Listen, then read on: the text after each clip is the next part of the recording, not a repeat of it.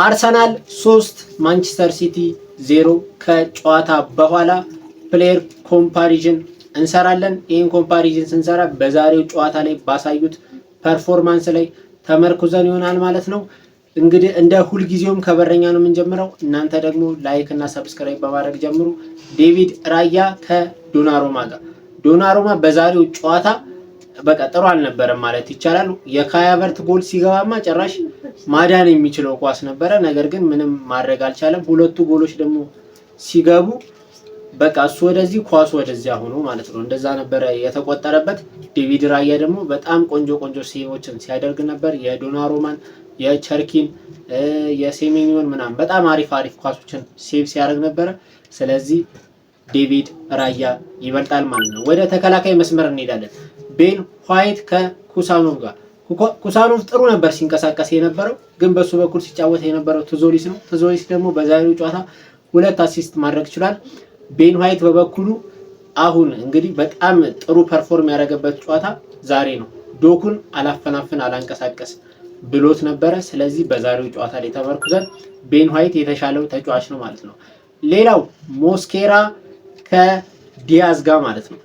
ሞስኬራ እንግዲህ ሳሊባን ተክቶ እዚህ ቦታ ላይ ከገባ በኋላ ዛሬ በጣም ምርጥ ነበር የተንቀሳቀሰው። አርሰናል ዛሬ እንደ ቲም በጣም ምርጥ ነበሩ። ኤርሊንግ ሃላንድን ከጋብሪኤል ማጋሌሽ ጋር በመሆን ቀጥ ማድረግ ችለዋል። ከዛ በኋላ የገባው ማርሙሽ ምንም መፍጠር አልቻለም። ዲያዝ ግን 3 ጎል ተቆጥሮበታል። ቦታ እየያዙ እኔ ብዙም አልተመቸኘው ነበረ። የዲያዝ የመጀመሪያው የካላፊዮሪ ኳስ ሲገባ ተስቦ ነበር እሱ የተወሰነ ማለት ነው። ስለዚህ ሞስኬራ የተሻለው ተጫዋች ነው በዛሬው ጨዋታ ላይ ማለት ነው። ግቫርዲዮል ከጋቢ ማጋሌሽ ጋር ጋቢ ማጋሌሽ በጣም 2 ነው 3 ኳሶችን በታክል ሲያወጣ ነበር በሸርተቴ ማለት ነው። ስለዚህ ያለምንም ጥርጥር ጋብሪኤል ማጋሌሽ በዛሬው ጨዋታ ላይ የተሻለው ተጫዋች ነበር። ሪካርዶ ካላፊዮሪ ከኦሬሊ ጋር ማለት ነው። ካላፊዮሪ የዛሬው ጨዋታ በጣም ወሳኝ ተጫዋች አርቴታ የወደድኩለት ነገር አንድ የሱን በጊዜ ቀይሮ ማስወጣቱ፣ ልጁ ለጉዳት በጣም ተጋላጭ ስለሆነ በጊዜ ቀይሮ ማስወጣቱ በጣም ትልቅ አድቫንቴጅ ነው ለአርሰናል ማለት ነው። ምክንያቱም ልጁ ታክቲካሊ በጣም ፊት የሆነ ተጫዋች ነው። ሙሉ ሜዳውን ላይ ታዩታላችሁ። አጥቂ ላይ መሀል ላይ እየገባ ከኳስ ጋር ያለው ምቾት ደግሞ በጣም የሚደንቅ ነበረ። ካላፊዮሪ የሚገርም ነው። ኦሬሊ ይሻላል። ከሲቲ ቤት ጥሩ ሲንቀሳቀሱ ከነበሩት ውስጥ እንደውም ኦሬሊ ቆንጆ ነበረ። ነገር ግን ካላፊዮሪ የተሻለ ተጫውቷል ማለት ነው። ወደ መሀል ሜዳ እንሄዳለን። ሁለቱን አዲሶቹን ፈራሚዎች ነው የምናገኘው። ኤንደርሰንን ከብሩኖ ጉማሬሽ ጋር ማለት ነው። ኤንደርሰን ከረፍት በኋላ ትንሽ ተበላሸ። ኳሶችንም ሲያበላሽ ምናምን ነበረ። ብሩኖ ጉማሬሽ ለጥንቃቄ ይመስለኛል አርቴታ ገና ደግሞ ከቲሙ ጋርም እየተዋሃደ ስለሆነ ረፍት ላይ ቀይሮ አስወጥቶታል። ከሲቲ ቤት ጥሩ ሲንቀሳቀስ የነበረው አንደርሰን ነው። እንደ አዲስ ፈራሚም አልነበረም ሲጫወት የነበረው። ስለዚህ በዛሬው ጨዋታ ከብሩኖ ጉማሬሽ የተሻለ እኔ አንደርሰን ተንቀሳቅሷል ብዬ አምናለሁ ማለት ነው። በሱ ቦታ እንግዲህ ተቀይሮ የገባው ዴክላን ራይስ ነው። ዴክላን ራይስ ግን በጣም ምርጥ ሲንቀሳቀስ ነበር።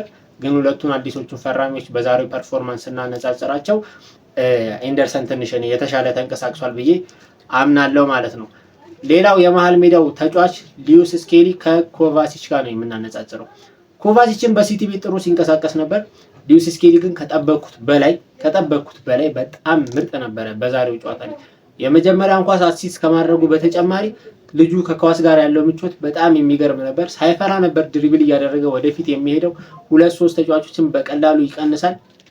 ሊዩስ ስኬሊ በአርቴታ እንግዲህ እምነት እየተጣለበት የመጣ ይመስለኛል። ቀጣይ ፕሪሚየር ሊግ ላይ ያሰልፈው የሚታወቅ ነገር የለም። በዛሬው ጨዋታ ግን ሊዩስ ስኬሊ ምርጥ ነበረ፣ ከኮቫሲችም የተሻለ ነበር። ሁለቱን 10 ቁጥር ቦታ ላይ የተሰለፉትን ተጫዋቾች እናነጻጽራለን። ፊል ፎደን ከኦዴጋርድ ጋር። ኦዴጋርድ እንግዲህ እንደምታውቁት የጨዋታው ኮከብ ተብሎ ተመርጧል። በጣም ምርጥ ሲንቀሳቀስ ነበር። መሀል ሜዳውን በጣም በቆንጆ ሁኔታ ሲቆጣጠር የነበረ ተጫዋች ማርቲን ኦዴጋርድ ነው። ጎል ከማስቆጠሩ በተጨማሪ ካይ ሃቨርትዝ ላስቆጠረው ኳስ እንግዲህ ለትዞሊስ አሲስት አድርጎ ያቀበለው እሱንም አለው። ከዛ በኋላ ትዞሊስ ነው እንግዲህ ለሃቨርትዝ በቴስታ አቀብሎት ያ ኳስ የተቆጠረው። ያገባው ጎል ደግሞ በጣም የሚደንቅና የልጁን ኳሊቲ የሚያሳይ ግብ ነው ማለት ነው። በዛሬው ጨዋታ ያለምንም ጥርጥር ፎደን አንድ ኳስ ነው ከፔናልቲ ቦክስ ውጪ የመጣው። ከዛ ውጪ ምንም የሚታይ እንቅስቃሴ ያደረገው ነገር የለም። ኦዴጋርድ በጣም የተሻለው ተጫዋች ነው። ኖኒ ማዶኬ ከሴሜኒዮ ጋር ማለት ነው።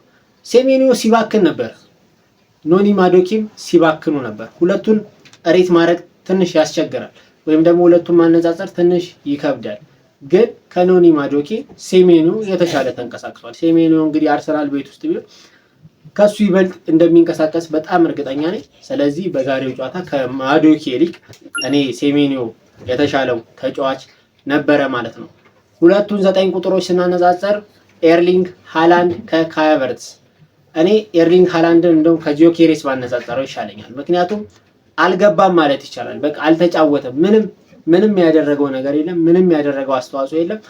ከጋቢ ማጋሊሽ ጋር የነበራቸው ልፊያ ራሱ ዛሬ የለም። ጋብሪኤል ማጋሊሽ እውነት ዛሬ በጭንቅላቱ ሲጫወት ነበር መሰለኝ እና ምንም ኤርሊንግ ሃላንድ ያደረገው ነገር የለም። ካይ ሃቨርትዝ ግብ አስቆጥሯል። ምርጥ ነበረ።